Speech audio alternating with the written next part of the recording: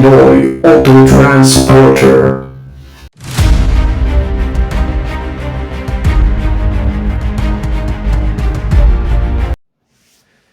Ay, nako, dito ako kayo sa hotel ng Mercedes.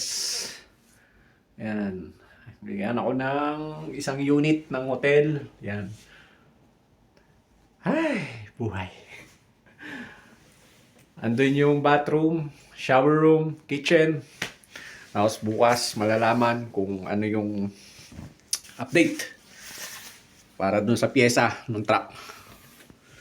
So, it's time to sleep. Yan. Okay. Hello guys, kamusta kayo? Andito ako ngayon sa hotel accommodation ng Mercedes-Benz dito sa Poland dahil kailangan i-upgrade yung aking truck dahil nagkaroon ng konting problema yung mga tube dahil na pasukan siya ng nag-moist hanggang sa nabuo yung yelo doon sa mga tube dahil napakababa ng temperature dito ngayon sa Poland. Talaga namang grabe ang snow dito. Kaya eto mahali for tomorrow pa maaayos yun. So dito nga ako, accommodate ako dito sa hotel nila. So ngayon guys, pupunta ako sa labas para bumili ng pagkain ko. So samahan ninyo ako. Yan guys. Grabe. Lamig pa sa labas. Dito ako ngayon sa accommodation ko. So labas na tayo.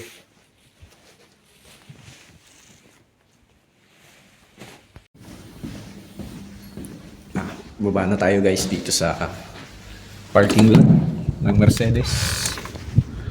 So ayun, Bulaga. Ay, maglalakad na. Andito yung ating yung ating truck. Sa area na to, dito siya nakapark. Ayun. Kung papansin nyo, ito. Yan. Andun si Buddy, si Neptune, si NPT. So ngayon, lalakad-lakad na tayo papunta dito sa bilihan ng makakain dito sa isang food store. Dahil hindi naman free ang pagkain dito sa accommodation ng Mercedes. Siyempre, ikaw na bibili ng pagkain mo dito. So ayan, lakad tayo guys. So ito guys, lakad-lakad tayo dito sa may roundabout. Aakyat doon sa may tulay. Then lakad muna, almost 2 kilometers yung lalakarin. Pero kayang-kaya yan. Sanay naman tayo sa mga lakaran.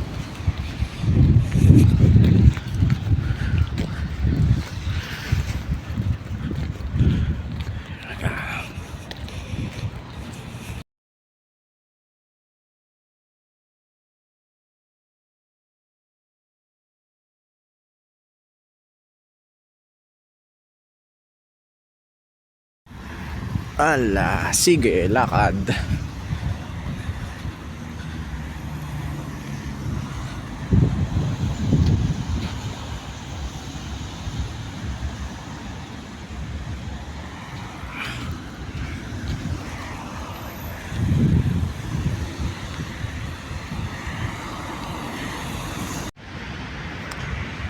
So guys, andito na tayo sa may underpass. Ayan, dito na ako maghahanap-hanap ng medyo malapit-lapit na madadaanan.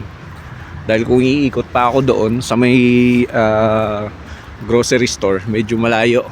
Kasi kung dito, ito, may mga shortcuts dito na pwedeng daanan. So dito tayo. Ayan, ito sa may underpass. Ayan, kung nakikita ninyo. Ayan, medyo malapit na dito yung dadaanan. So dito na lang. Mas napili ko dito dumaan. Okay guys, tips nga pala doon sa mga nag-a-apply dyan sa Pilipinas, pupunta ng Europe.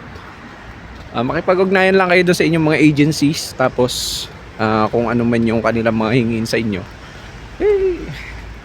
kailangan porsigido, pakita nyo na desidido kayo doon sa inyong ina-applyan na posisyon. Tapos maging active And tip lang sa lahat, bago dumating yung pagsapit ng medical, dapat naka-prepare na kayo. Talagang condition yung health nyo. Kung kinakailangan yung magpapawis lagi everyday para mabawasan yung mga cholesterol, go lang. Talagang kung kinakailangan why not, diba? Hindi naman sa hinahalin tulad ko dun sa pinagdaanan ko. Almost 6 months ako nag-training sa gym para doon sa pakondisyon ko yung aking kalusugan, yung health ko, para pagdating ng medical ay 100% pasado kayo. And especially sa lahat, ilapit nyo yan sa Panginoon, pray nyo. Pag pray kayo na talagang ibigay sa inyo yung trabaho, kung hindi man, huwag kayong manghihinayang man doon sa mga lapses. Kung bumagsak man, madapa kayo, bangon lang, tuloy lang ang laban. Ganun lang talaga ang pakikipagsapalaran pagka gusto nyo ma-pursue yung dream niyo na makapag-work dito sa Europe o kung saan man sa abroad, kung anumang panig ng sa buong mundo gusto nyo magpunta. Kinakailangan porsigido kayo and dedication, and talagang the best na sangkap ay ang prayers to our Father God in heaven. Talagang 100% mangyayari at mangyayari, basta maging porsigido lang kayo. So ito, tuloy-tuloy lang yung ating paglalakad. Lapit-lapit na rin.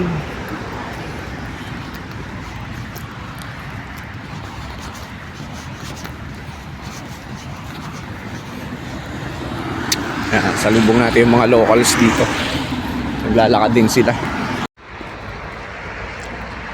Isa nga pala mega loud shoutout sa buong PM Cars team, Filipino team, and dun sa mga Hungarians, like yun sa mga friends ko, sila Shandor Biro, Sir Ishban, a lot. Mega loud shoutout sa inyo. Pasensya na, hindi ako masyadong ngayon dahil napakalamig talaga. Pero malapit-lapit na rin ako doon sa pupuntahan ko. Ayan. Just walking on the streets of Swarsed, Poland.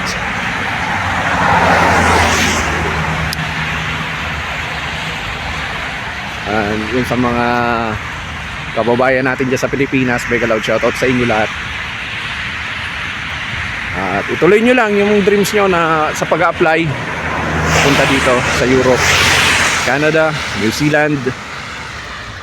Good luck sa inyo, and always pray to our Father God in heaven para ibigay sa inyo yung dreams nyo.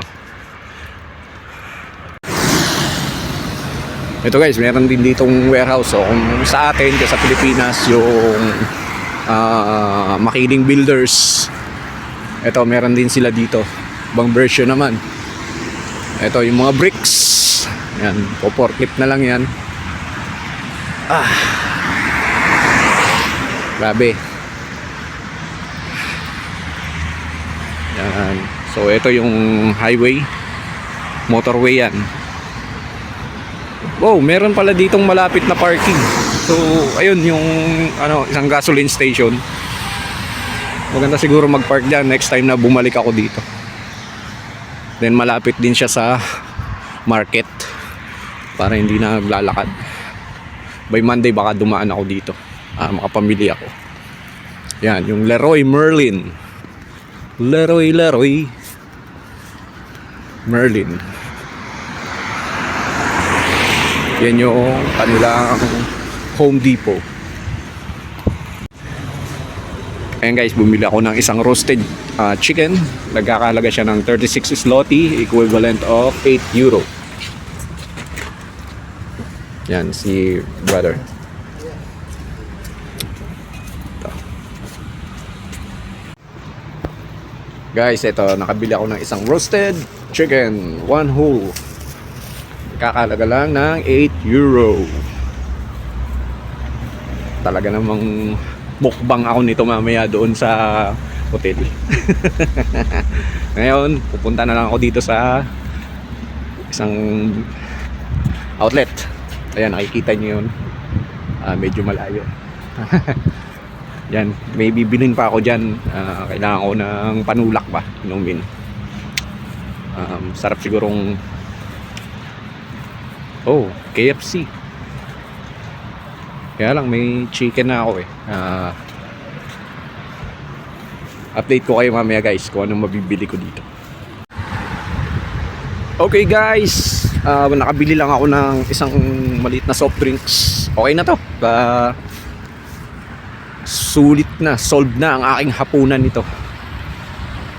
So update ko kayo mamaya guys pag nasa accommodation na ako. At kailangan ko na magmadaling umuwi dahil bumabagsak na naman ang niebe. So guys, andito na ako sa loob ng aking hotel accommodation sa MB. Grabe, ang lamig sa labas. Talagang wala masabi. Ito, nagpapahinga na lang ako tapos maya kakain na ako. Then pahinga na uli. Hopefully for tomorrow na maging okay na ang lahat tapos makabalik na uli ako sa battlefield. Ito, yung nabili kong roasted chicken. Ihahanda ko na siya para kainin na.